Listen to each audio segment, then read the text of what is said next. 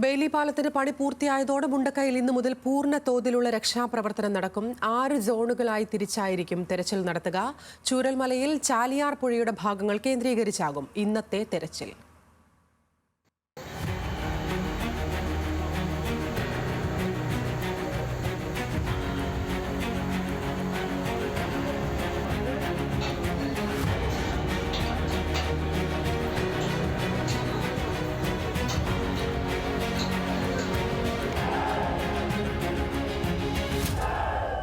ഉരുൾപൊട്ടലിലും മലവെള്ളപ്പാച്ചിലിലും നേരത്തെയുണ്ടായിരുന്ന പാലം തകർന്നതോടെ ഏതാണ്ട് ഒറ്റപ്പെട്ട നിലയിലായിരുന്നു മുണ്ടക്കൈ. ഇന്നലെ വൈകിട്ടാണ് ബെയിലി പാലത്തിന്റെ നിർമ്മാണം പൂർത്തിയായത്. ഇതോടെ ഇന്നു മുതലുള്ള രക്ഷാപ്രവർത്തനത്തിന് കൂടുതൽ വേഗം കൈവരും.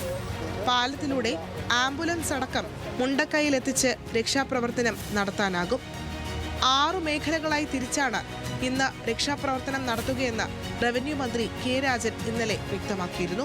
മുണ്ടക്കൈക്ക് അകത്ത് നടക്കുന്ന നമ്മുടെ റെസ്ക്യൂ ഓപ്പറേഷൻ 6 സോണുകളായിട്ട് തിരിക്കണം എന്നാണ് ഇന്ന് നിശ്ചയിച്ചിട്ടുള്ളത്. അതിലൊന്ന് അട്ടമല ആറന്മല പ്രദേശമാണ്, 2 ഏറ്റവും കൂടുതൽ അപകടം നടന്ന മുണ്ടക്കൈയാണ്, 3 പുഞ്ചിരിമറ്റാണ്, 4 വില്ലേജ് റോഡാണ്, 5 സ്കൂൾ ഏരിയയാണ്, 6 ഡൗൺ സ്ട്രീമാണ്. ഇങ്ങനെ 6 മേഖലകളായി തിരിച്ച് 6 മേഖലകളിലേക്ക് കൂടി ടോട്ടൽ നമ്മുടെ ഫോഴ്സ് ഏതാണ്ട് 40ഓളം സ്ക്വാഡുകളെ അണിനിരത്തണം എന്നാണ് നമ്മൾ നിശ്ചയിച്ചിട്ടുള്ളത്. 40 കിലോമീറ്റർ നീളമുള്ള ചാലിയാർ പുഴയിൽ ഇന്ന് നടത്തുക 3 വിധത്തിലുള്ള ദൗത്യമാണ്.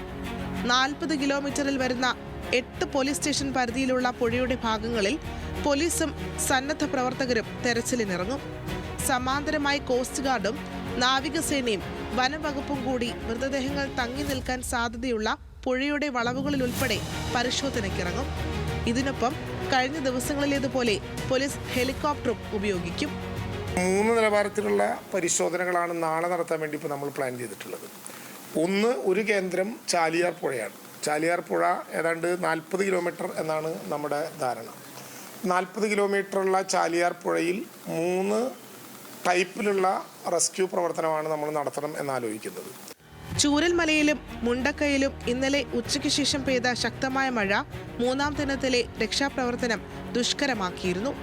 കാലാവസ്ഥ വെല്ലുവിളിയായതോടെ മുണ്ടക്കൈ ഭാഗത്തെ രക്ഷാപ്രവർത്തനം വൈകിട്ട് 5ഓടെ അവസാനിപ്പിച്ചിരുന്നു. ന്യൂസ് മലയാളം, വയനാട്.